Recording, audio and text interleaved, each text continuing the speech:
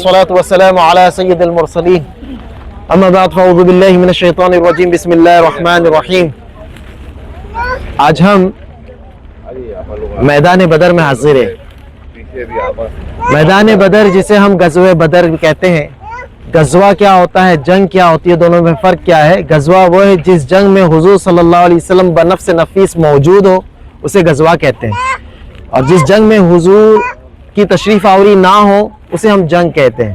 تو یہ غزوہ بدر ہے، یہ وہ میدان ہے جہاں پر اسلام کی سب سے پہلی جنگ ہوئی، اور وہ جنگ ایسی تھی کہ دیکھنے والے یہ سوچ رہے تھے کہ آج مسلمان اور اسلام صفِ ہستی سے ختم ہو جائے گا۔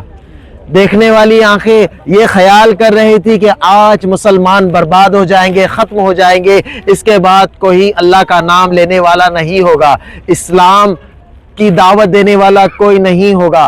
آج محمد صلی اللہ علیہ وسلم اور آپ کو، آپ کے چاہنے والے، آپ کی پیروی کرنے والے ختم ہو جائیں گے، یہ دنیا کا نظریہ ہو رہا تھا اس وقت۔ دیکھنے والی آنکھیں یہ سوچ رہی تھی، لیکن وہ لوگ اللہ کی قدرت سے ناواقف تھے، اللہ کی طاقت سے ناواقف تھے، اللہ کی جو عطا ہے اس سے ناواقف تھے۔ سرکار دو عالم صلی اللہ علیہ وسلم نے ایک دن پہلے رات میں، جب دوسرے دن غزوہ تھا، جنگ تھی، تو ایک دن پہلے رات میں رب کی بارگاہ میں ایسی دعا مانگی، ایسی دعا مانگی، اور اتنے دیر تک دعا مانگی کہ بار بار آپ کے کندھے سے چادر مبارک گر جاتی تھی، پھر اٹھا کے رکھ دیا جاتا تھا، پھر آپ رو رو کے دعا مانگتے تھے، پھر چادر گر جاتی تھی، پھر اٹھا کے رکھ دیا جاتا تھا۔ حضرت صدیق اکبر رضی اللہ تعالیٰ نے عرض کی، یا رسول اللہ، یا رسول اللہ، اللہ تعالیٰ ضرور آپ کو کامیاب کرے گا۔ اس قدر آپ نے دعائیں مانگی تھی، اس قدر دعائیں مانگی تھی، اور جنگ سے پہلے میرے آقا صلی اللہ علیہ وسلم نے نشاندہی فرما دی تھی کہ یہاں پر عتبہ مرے گا، یہاں پر شیبہ مرے گا، یہاں پر ابو جہل مرے گا۔ اور جب جنگ ہوئی، مکمل ہوئی، اللہ تعالیٰ نے مسلمانوں کو کامیابی دی، اور جب کفار ہار گئے تو جب دیکھا گیا تو وہ جن کے نام لے لے کر حضور نے نشاندہی فرمائی تھی، اسی جگہ وہ اس کافر کی لاش پائی گئی۔ یہاں پر ایک نشانی بھی ہے، وہ کنواں جو ابھی نظر نہیں آ رہا ہے، دور وہاں پر پتھریں جمع ہیں، وہ کنواں نہیں ہے، پتھروں کو جمع کر دیا گیا، وہاں پر ان کافروں کی لاشوں کو ڈال دیا گیا تھا۔ اور یہاں آپ یہ بھی ایک بار اپنے ذہن میں نقشہ بنا لیجئے کہ مسلمان کم و بیش 313 تھے، اور کفار تقریباً 1000 تھے، اور ان 1000 کفار کے پاس زرہ بھی تھا، تلواریں بھی تھی، اونٹیں بھی تھے، گھوڑے بھی تھے، ہر طرح کا سامان تھا۔ وہ دعوتیں کر رہے تھے، جب مکے سے وہ لوگ یہاں آ رہے تھے جنگ کے لیے تو ہر روزانہ دعوتیں ہو رہی تھی، ناچ گانے ہو رہے تھے کہ ہم تو جیتنے والے ہیں، ہم تو ختم کر دیں گے۔ وہ ناچ رہے تھے، آگے عورتیں ناچ رہی تھی، اور ان کا گروہ پورا کفاروں کا آ رہا تھا، اور یہاں پر مسلمان 313، نہ تلواریں کسی کے پاس تھی، چند ایک تلواریں تھی، چند ایک گھوڑے تھے، چند ایک اونٹ تھے، اور کوئی تو کھجور کی شاخیں ہاتھ میں لے کر لڑنے کے لیے آیا تھا۔ اللہ کی ذات پر توکل دیکھیے، تلوار نہیں ہے، جبکہ پتہ ہے کہ کفار کے ہاتھ میں تلوار بھی ہے، بھالا بھی ہے، ہر سامان ہے، لیکن یہاں پر ایمان کی طاقت دیکھیے، اپنے ہاتھ میں کھجوروں کی شاخ لے کر آئے ہوئے لڑنے کے لیے کہ اگر میں نہ کسی کو قتل کروں، کم سے کم میں اللہ کی راہ میں شہید ضرور ہو جاؤں۔ لیکن اللہ نے مسلمانوں کو کامیابی دی۔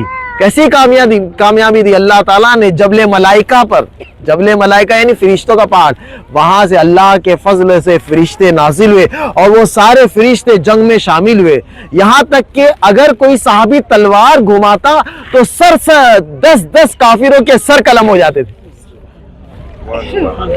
10 کافروں کے سر قلم ہو جاتے تھے۔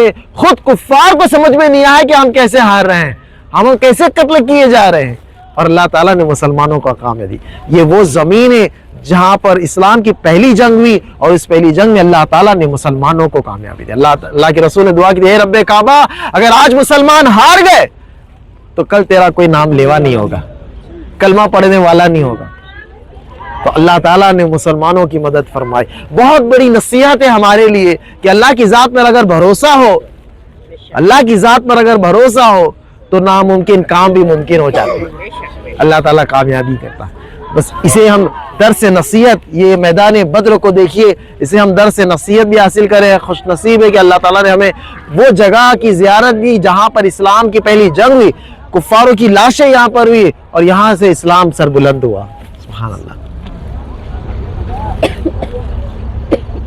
अल्लाह ताला हमारा यहाँ पर आना कबूल फरमाए, और जिस तरह सहाबा इकराम अलैहिम रिदवान ने कुर्बानी दी है, हमें भी कुर्बानी पेश करने की तौफीक अता फरमाए। हमारे अखलाक से, हमारे किरदार से अल्लाह ताला दिन की सरबुलंदी अता फरमाए। हमारी बातों से अल्लाह ताला इस्लाम की सरबुलंदी अता फरमाए। हमारे कैरेक्टर से, हमारे अमल से अल्लाह ताला इस्लाम की सरबुलंदी अता फरमाए। अल्लाह ताला हमें सब्र की तौफीक अता फरमाए, शुक्र की तौफीक अता फरमाए। अल्लाह ताला हमें सहाबा इकराम, अल्लाह के रसूल सल्लल्लाहु अलैहि वसल्लम और सहाबा इकराम, ताबईन, ताबन इकराम, इन सब के नक्शे कदम पे चलने की तौफीक अता फरमाए। अल्लाह ताला इस्लाम का बोल बाला फरमाए। दुनिया के कोने कोने में जहाँ पर भी मुसलमान को सताया जा रहा है, मुसलमान बच्चों को मारा जा रहा है, जहाँ पर भी जुल्म सितम हो रहे, अल्लाह ताला मैदान बद्र के सदक़े में, शोहदाए बद्र के सदक़े में अल्लाह तबारक व ताला जो भी जालिम है उन सब को हलाक व बर्बाद फरमाए, उन सब को नेस्त व नाबूद फरमाए। दुश्मनान इस्लाम के जो प्लान चल रहे हैं, जो मंसूबे चल रहे हैं, उन सब को अल्लाह ताला खाक आलूद फरमाए। अल्लाह ताला इस्लाम का परचम बुलंद फरमाए, इस्लाम का बोल बाला फरमाए। हमारी, हमारे माँ बाप की और सारी उम्मत मुस्लिमा की मग़फ़िरत फरमाए। जो मांगे वो सब अता फरमा, और जो ना मांग सके रब्बे काबा वो भी अता फरमा।